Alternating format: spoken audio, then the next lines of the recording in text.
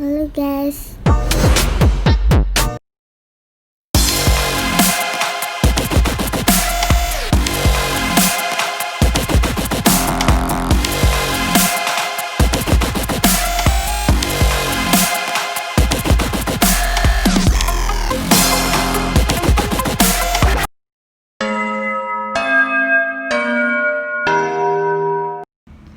Konsep dan teori kelembagaan bank sentral. Yang pertama ada kelembagaan bank sentral telah banyak berkembang sejak pertama kali muncul sekitar 400 tahun lalu.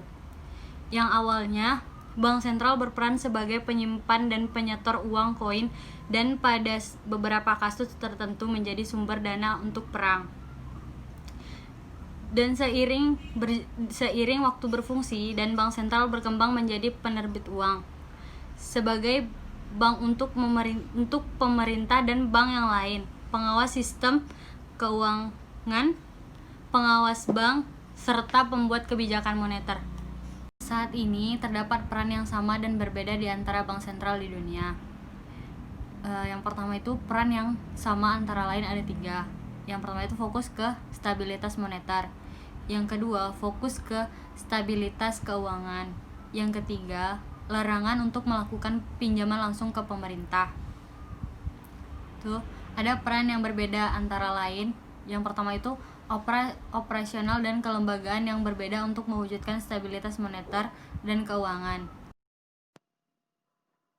Evolusi kelembagaan bank sentral. Yang pertama, standar emas atau gold standard. Pada masa ini, bank sentral memiliki cadangan devisa berupa emas. Tujuannya adalah mempertahankan nilai tukar uang terhadap emas. Yang kedua, Great Depression pada tahun 1930. Great Depression terjadi di Amerika Serikat.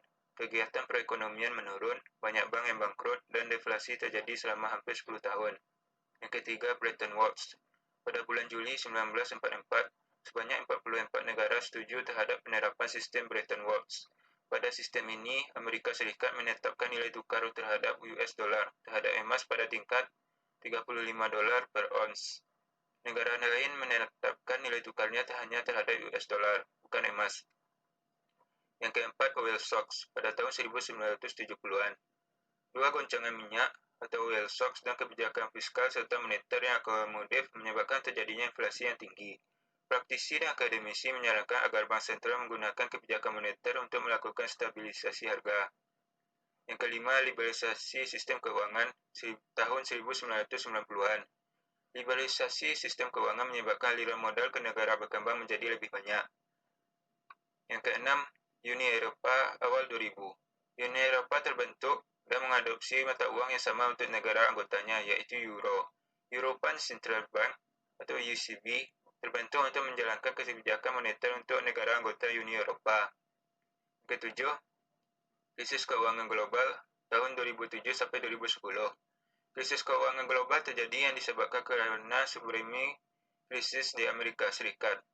Dalam merespon kondisi ini, Indonesia mulai membentuk Komite Stabilisasi Sistem Keuangan atau SSK yang beranggotakan Bank Indonesia, Kementerian Keuangan, Otoritas Jasa Keuangan, dan Lembaga Penjamin Simpanan. Yang ketujuh, Otoritas Jasa Keuangan pada tahun 2011. Otoritas Jasa Keuangan atau OJK dibentuk pada tahun 2011 dengan fungsinya untuk melakukan pengawasan terhadap lembaga keuangan dan institusi keuangan non-bank. Fungsi dan peran bank sentral. Yang pertama, sebagian besar negara saat ini menerbitkan uang melalui bank sentral masing-masing negara tersebut. Yang kedua, uang yang dicetak memiliki tanda tangan gubernur, ketua bank sentral, dan menteri keuangan di setiap negara. Bank sentral di beberapa negara saat ini dapat mencetak uang dengan melakukan kredit ke akun bank komersial yang terdaftar di sistem keuangan perbankan secara elektronik. Proses uang yang dicetak oleh bank sentral baik elektronik maupun fisik melalui money creation process. Proses ini akan mempengaruhi sirkulasi perekonomian. Selanjutnya, penentu kebijakan moneter. Yang pertama, peran bank sentral dalam menentukan arah kebijakan moneter disebabkan karena bank sentral adalah satu-satunya otoritas yang akan menerbitkan uang dan mampu mengendalikan reserve requirement. Pada praktik bank sentral modern, bank sentral lebih memilih menggunakan kebijakan suku bunga acuan dan operasi pasar keuangan sebagai alat kebijakan moneter. Selanjutnya, sistem pembayaran. Tujuan bank sentral sebagai regulator lain yaitu mengurangi kemungkinan terjadinya kegagalan sistem pembayaran. Yang kedua, meningkatkan efisiensi sistem pembayaran. Yang ketiga, memastikan keadilan dalam penggunaan sistem pembayaran. Selanjutnya, fungsi dan peran bank sentral modern. Peran yang pertama, stabilitas moneter, mempertahankan stabilitas nilai tukar. Selanjutnya, stabilitas keuangan, menjaga efektivitas fungsi sistem keuangan dan ancaman ketidakstabilan sistem keuangan dari guncangan perekonomian. Fungsi dari peran bank sentral modern yaitu stabilitas moneter, penerbitan uang, menerbitkan peraturan tentang kondisi uang. Yang terakhir, stabilitas keuangan, mengawasi sistem pembayaran dan mengawasi perbankan. Sekian dari saya. Banyak maaf. Saya ucapkan wabillahi taufiq wal hidayah. Assalamualaikum warahmatullahi wabarakatuh. Materi selanjutnya adalah mandat dan tujuan bank sentral modern. Mandat penting dari bank sentral yang modern melibatkan stabilitas moneter, keuangan, dan full employment. Tiga mandat bank sentral tersebut saling berhubungan dan bisa menimbulkan konflik maupun sinergi, tergantung pada konteks dan horizon waktu yang diterapkan.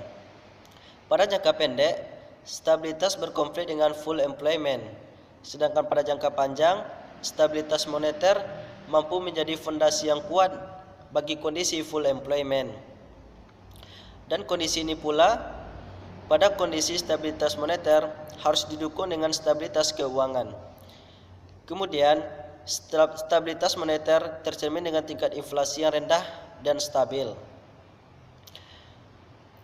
Kondisi ini juga mencerminkan pada stabilitas harga dan di beberapa negara menunjukkan stabilitas nilai tukar. Selain stabilitas moneter, bank sentral juga memiliki mandat untuk menjaga stabilitas sistem keuangan. Pentingnya stabilitas sistem keuangan disebabkan oleh yang pertama, pentingnya efektivitas dalam mengalokasikan dana. Yang kedua, berhubungan dengan stabilitas moneter.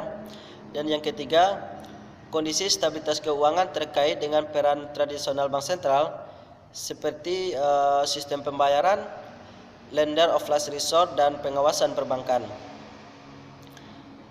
Sejak krisis keuangan tahun 2007 sampai 2010, terjadi evaluasi terhadap mandat bank sentral. Evaluasi tersebut dengan pertimbangan bahwa kebijakan moneter harus mempertimbangkan stabilitas keuangan sebagai komplemen dari stabilitas moneter.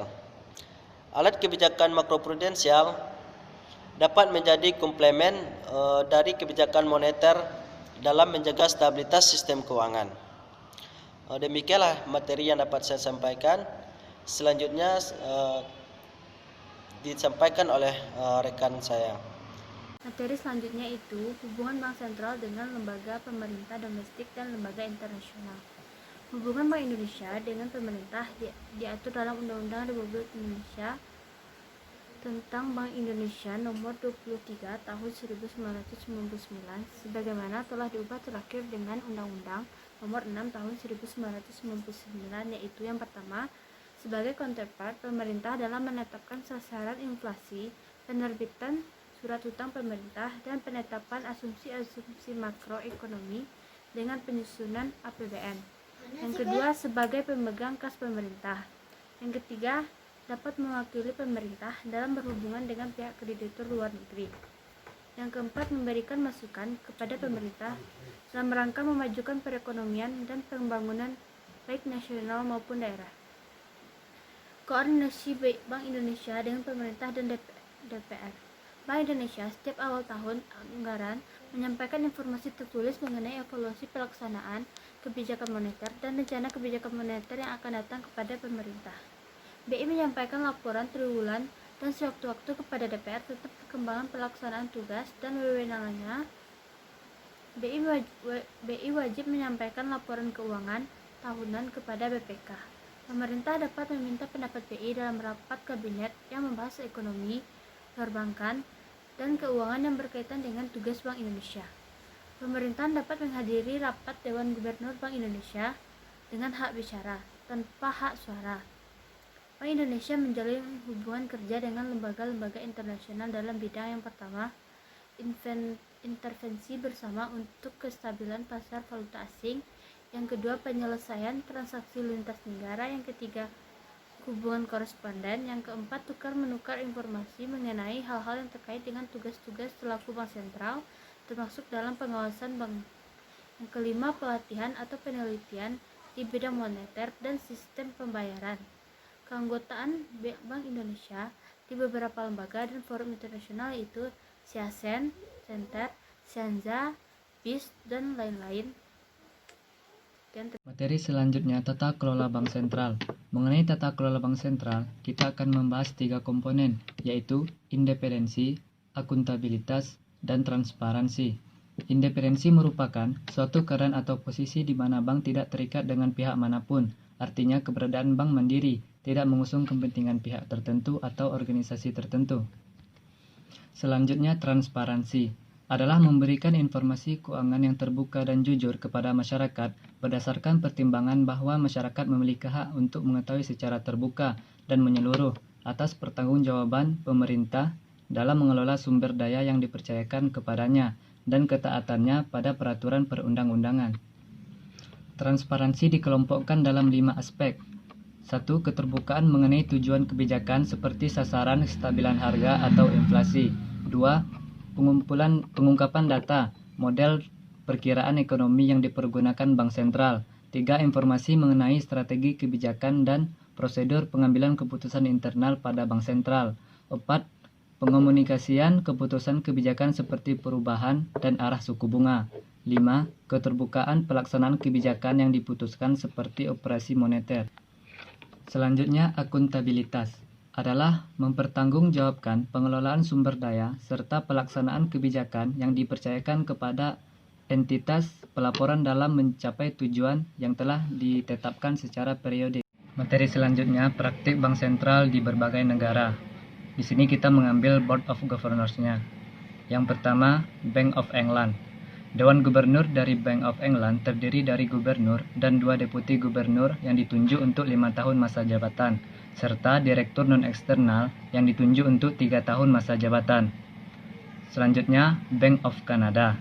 Dewan Gubernur terdiri dari 4 deputi gubernur dan 1 gubernur. Dewan Gubernur memiliki kewenangan yang sama seperti Federal Open Market Committee atau FOMC. Selanjutnya, Bank of Japan. Kebijakan moneter ditentukan oleh Dewan Kebijakan Bank yang terdiri dari gubernur, 2 wakil gubernur, dan 6 anggota yang dipilih oleh kabinet dan disetujui oleh parlemen.